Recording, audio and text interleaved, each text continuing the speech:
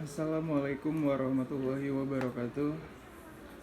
Kembali lagi bersama saya Muhammad Ilham, mahasiswa Ilmu Politik kelas G angkatan 2020, Fakultas Ilmu Sosial dan Ilmu Politik, Universitas Muhammadiyah Jakarta. Setelah kemarin saya telah membahas tentang kepemimpinan nasional, pada tugas video kali ini saya akan membahas tentang kepemimpinan daerah. Tugas video ini dibuat untuk memenuhi nilai tugas daripada mata kuliah kepemimpinan politik.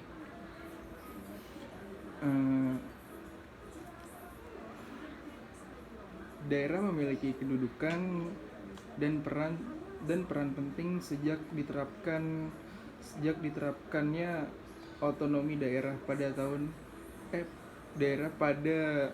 otonomi daerah pada era reformasi. Praktik praktik sentralisasi dan dominasi oleh pemerintah pusat kini telah berganti menjadi desentralisasi dan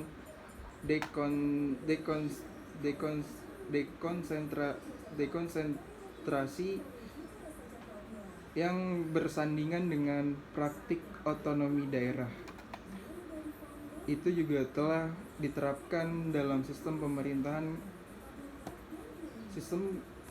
pemerintahan pemilihan kepala daerah tingkat provinsi dan kabupaten atau kota madya secara langsung. Ini memungkinkan berlangsungnya rekrutmen politik secara terbuka, kooperatif, dan berdasarkan pemilihan politik konstituen. Dalam bingkai otonomi daerah dan pemilihan kepala daerah secara langsung, kepemimpinan politik tingkat daerah yang menjadi salah satu faktor penting bagi suksesnya pemerintahan dan pembangunan daerah. Pemimpin politik di tingkat daerah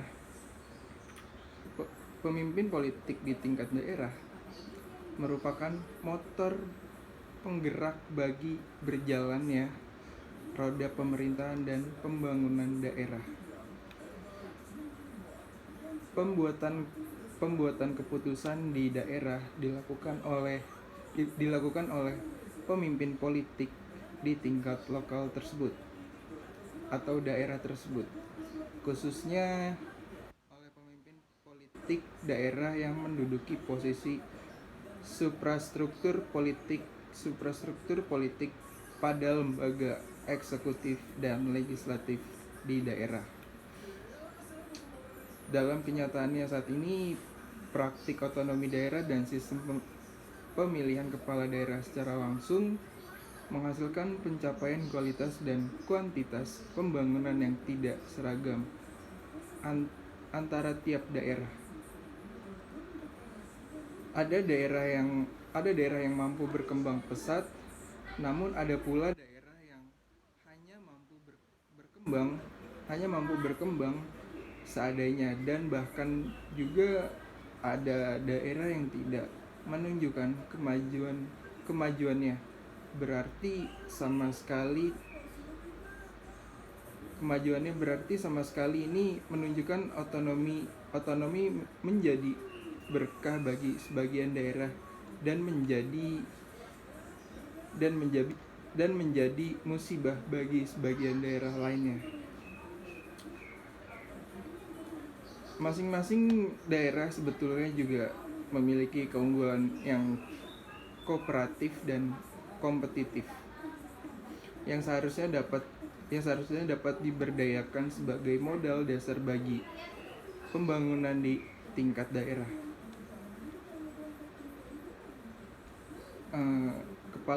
Kepala daerah dan DPRD yaitu ukuran keberhasilan administrasi negara adalah jika sasaran dalam manajemen pemerintahan yang diturunkan jauh bahkan dari ideologi negara dan berhasil diwujudkan.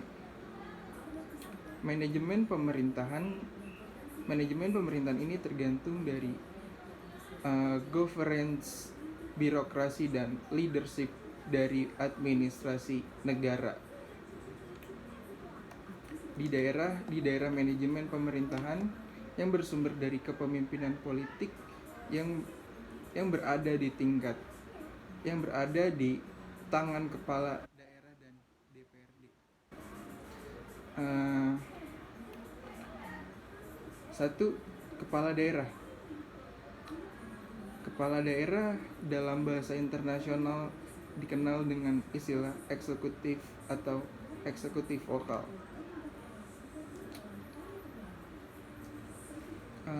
Para eksekutif lokal dapat diklasifikasikan atas 3 dasar, yaitu jumlah, sifat, dan posisi. Berdasarkan angka seseorang dapat mengidentifikasikan dua bentuk mono eksekutif dan plural eksekutif. Secara alami biasanya ada eksekutif politik dan eksekutif non politik. Sedangkan atas dasar kekuatan hukum dan jabatan pengurus daerah dapat dibagi menjadi dua dewan, yaitu kubu kuat dan kubu lemah. Pada saat Undang-Undang Nomor 5 Tahun 1974, Indonesia menganut mono eksekutif di bawah Undang-Undang Nomor 22 Tahun 1999. Dalam kader di mana KDH dipilih bersama wakil KDH dan tugas-tugasnya. Seringkali dalam praktek dibawa bersama-sama. Indonesia tidak lagi mono eksekutif. Undang-Undang Nomor 32 Tahun 2004 pun tidak jauh berbeda dengan Undang-Undang Nomor 22 Tahun 1999 yang hanya saja mulai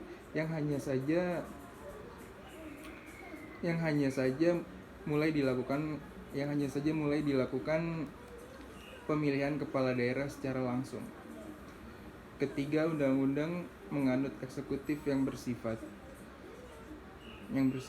politis, dipilih secara oleh DPRD atau tidak langsung oleh masyarakat,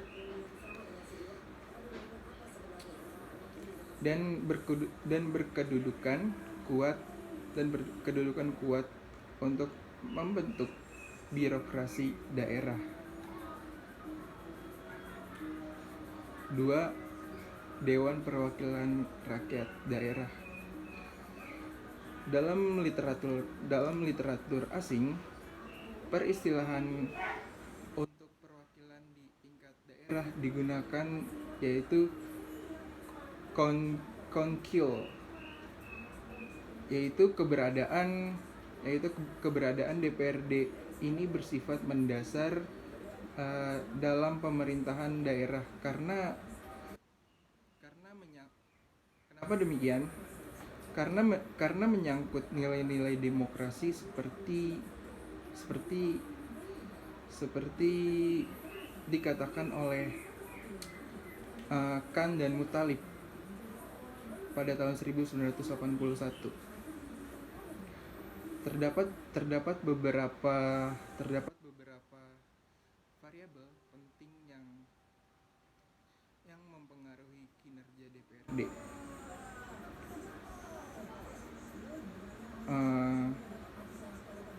dunia dunia hanya berupa satu kamar menurut One Camber. Sampai pada akhir 60-an, melihat bahwa negara-negara berkembang pengisian keanggotaan Dewan Perwakilan Rakyat Daerah bervariasi dalam 3 kelompok pengisian, yaitu 1. Pegawai pemerintahan pusat daerah umumnya merangkap sebagai anggota. Yang kedua, pemerintah atau wakilnya di daerah yang menunjuk atau menetapkan beberapa warga masyarakat daerah menjadi anggota dewan, baik diadakan pemilihan maupun tidak dipilih. Dan yang ketiga, pemilihan langsung oleh masyarakat setempat atau masyarakat daerah. Di antara variabel-variabel yang dikemukakan oleh Khan, Muttalib, dan berbentuk formal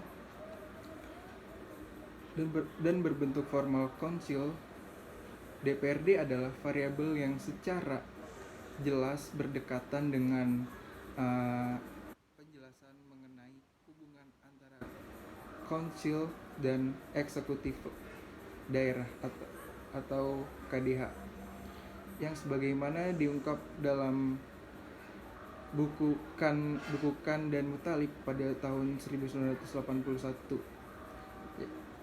Ia menuliskan adanya 2 kelompok berbentuk formal DPRD. Secara ringkas, kelompok pertama menetapkan DPRD sebagai sumber otoritas birokrasi lokal, bisa bersama KDH atau tanpa KDH. Seperti di negara Inggris. Sedangkan kelompok kedua tidak berperan sebagai sumber otoritas birokrasi karena dipegang oleh KDH atau eksekutif.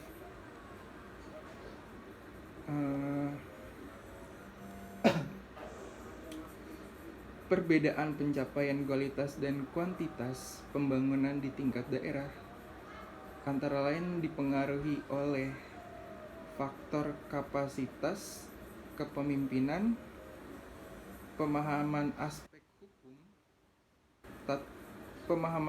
hukum tata negara, dan hukum administrasi negara, serta manajemen pemerintahan dan pembangunan daerah. Dalam ini diperlukan program pemerintah yang dapat memfasilitasi berlangsungnya proses saling membagi informasi, pemahaman, dan pengalaman mengenai seluk-beluk kepemimpinan.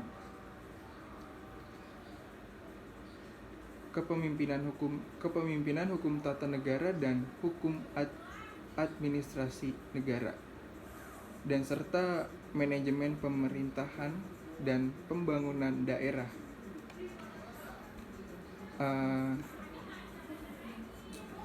Di tengah arus dinamika dan perubahan pesat di berbagai bidang yang terjadi di tingkat internasional, nasional, dan daerah, belakangan ini keperluan penyelenggaraan program untuk mencapai maksud itu menjadi sangat penting.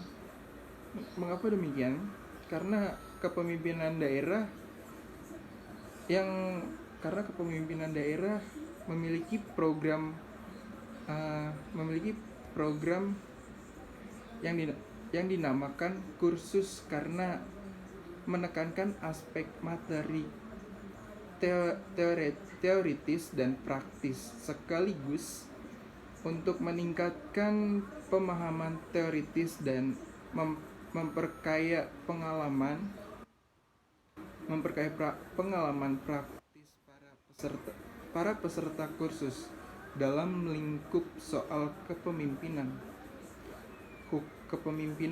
hukum tata negara dan hukum administrasi negara serta manajemen pemerintahan dan pembangunan daerah. Adapun tujuan kepemimpinan daerah yaitu 1.